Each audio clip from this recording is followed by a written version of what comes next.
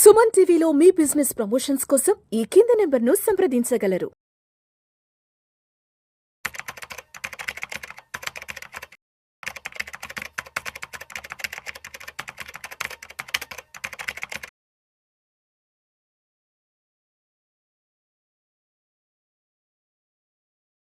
నమస్తే, నేను మీ రేవంత్ చలమల. సో ఈ రోజు మార్కెట్ అప్డేట్ చూద్దాం ఒకసారి. ఈ రోజు March 4, 2025. సో ఈ రోజు నిఫ్టీ ఫ్లాట్ గానే క్లోజ్ అయిందని చెప్పాలి. అండ్ ఆఫ్ కోర్స్ టుడే ఒక మంచి గ్యాప్ డౌన్ అయితే కనిపించింది. నిన్న యుఎస్ మార్కెట్స్ లో కొంతవరకు ప్రెషర్ అనేది చాలా ఎక్కువగా ఉంది. అండ్ నిన్నటి వరకు కూడా అంటే కొన్ని రోజుల వరకు ఇండియన్ మార్కెట్స్ ఒకటే వీక్ గా ఉన్నాయని అనుకున్నాము. బట్ ఇప్పుడు ఈవెన్ యుఎస్ మార్కెట్స్ కూడా వీక్ గా టర్న్ అవడం అనేది గమనించాం. సో బేసిక్గా ఈ ప్రాబ్లం మొత్తాన్ని క్రియేట్ చేస్తుంది US related tariff issues. So ఇది ఎక్స్టెండ్ అవుతూనే ఉంది కంటిన్యూస్గా. సో నిన్ననే ఆల్మోస్ట్ మనకి నాస్డాక్ కానీ, డౌ జోన్స్, S&P 500, యుఎస్ మార్కెట్స్ అన్నీ కూడా, అండ్ ఇన్ఫాక్ట్ ఈ రోజు అయితే యూరోపియన్ మార్కెట్స్ అన్నీ కూడా మనకి నెగటివ్ గానే ట్రేడ్ అవుతున్నాయి.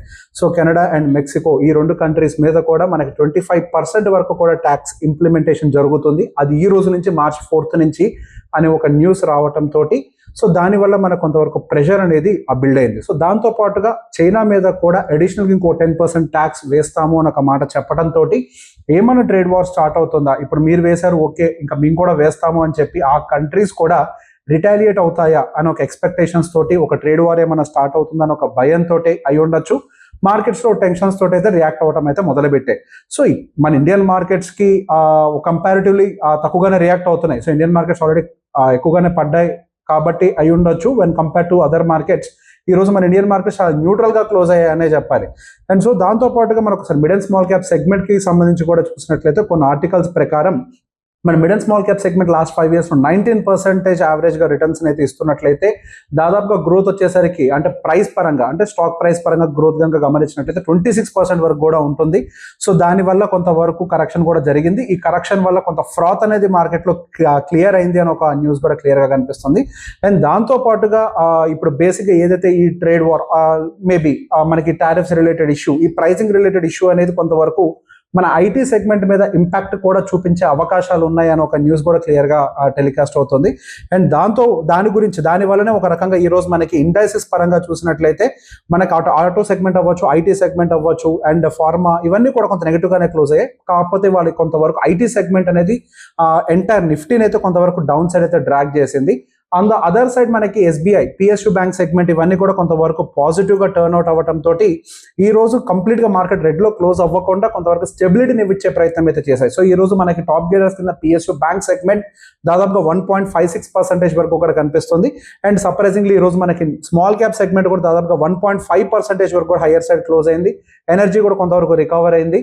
సో ఎంటైర్ బ్యాంకింగ్ ప్యాక్ ఏదో ఒక న్యూస్ వల్లనో ఏదో ఒక దాని వల్ల బ్యాంకింగ్ ప్యాక్ అయితే మార్కెట్ ని కొంతవరకు కింద పడకుండా ఆపే ప్రయత్నం అయితే చేస్తోంది. సో ఇంత కంటిన్యూస్ 10 days సిరీస్ ఫాల్ తర్వాత there could be a technical bounce next అనేది నేను ఒకటి మార్కెట్ లో ఎక్స్పెక్ట్ అయితే చేస్తున్నాను.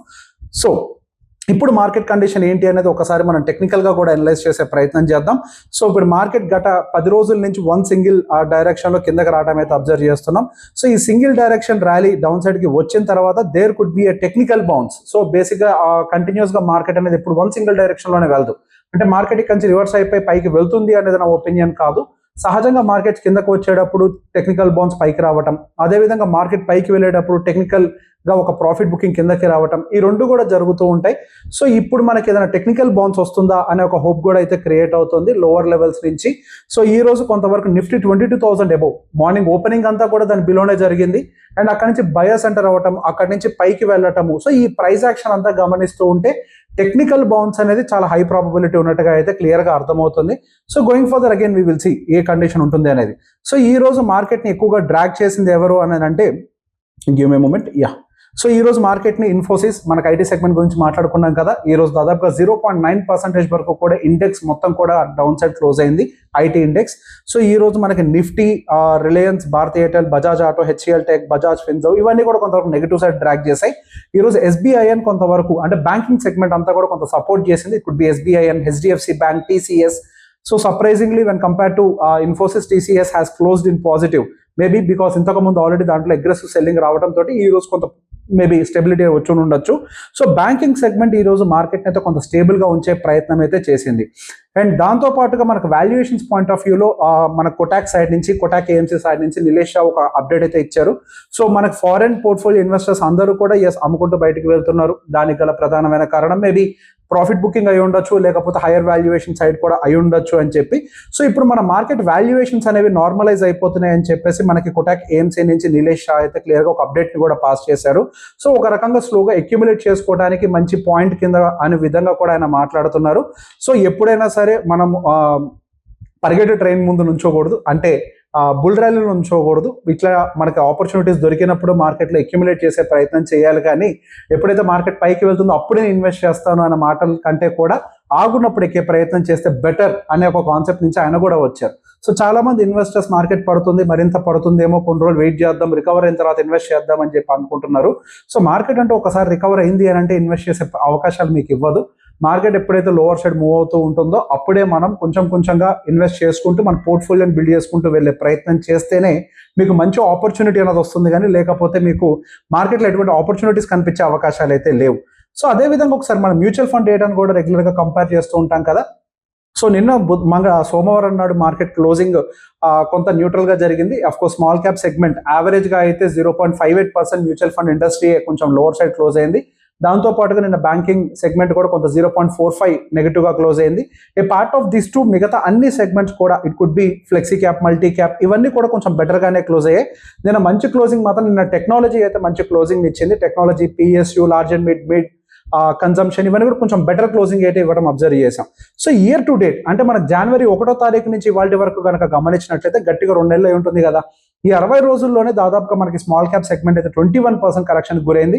ఇన్ఫ్రాస్ట్రక్చర్, మిడ్, మల్టీ ఇవన్నీ కూడా కొంతవరకు కరెక్షన్ అయితే గురయ్యాయి. దాదాపుగా యావరేజ్ గా 15% కరెక్షన్ లాస్ట్ 2 months లోనే కనిపించింది. సో మన పోర్ట్ఫోలియోస్ ఏమైనా కానీ 20% కరెక్షన్ లో కనిపించినా పెద్ద ఎత్తున భయపడాల్సిన అవసరం లేదనేది నా పాయింట్. సో ఈ కరెక్షన్స్ అనేవి ఎంటైర్ మ్యూచువల్ ఫండ్ సెగ్మెంట్ లో కూడా కనిపిస్తుంది. అంటే అదే మీ స్టాక్స్ కొని ఉంటే కొంచెం ఎక్కువగానే ప్యానిక్ కూడా వెళ్ళొచ్చు.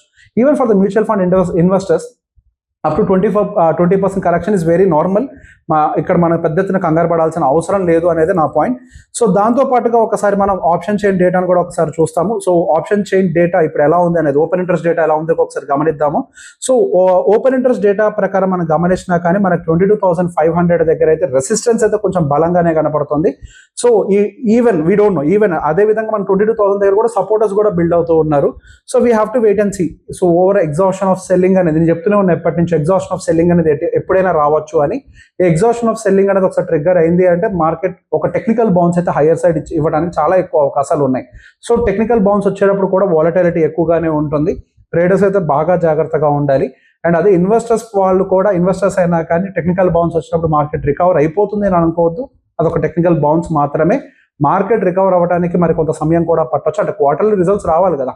ఇప్పుడు వాల్యుయేషన్ బేస్ కరెక్షన్ జరుగుతున్నప్పుడు మళ్ళీ క్వార్టర్లీ రిజల్ట్స్ ఎప్పుడైతే వస్తాయో అప్పుడు మాత్రం మళ్ళీ మార్కెట్ రికవరీకి స్కోప్ ఉండే అవకాశాలు కనపడుతున్నాయి. సో ఈ వీడియో కనుక మీకు నచ్చినట్లయితే అందరికీ షేర్ చేయండి. Thank you.